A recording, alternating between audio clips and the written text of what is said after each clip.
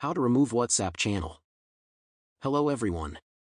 Today's topic is how to remove WhatsApp channel. First of all, we will check if our WhatsApp is updated.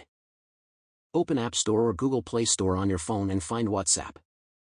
If Update button is there, click it and wait for the latest features to be applied. After that, open WhatsApp. When we open the application in the bottom menu, we will click on the Updates option. This will open the list of channels that we can follow or already follow. In order to remove a certain channel, we need to click on it and open the chat.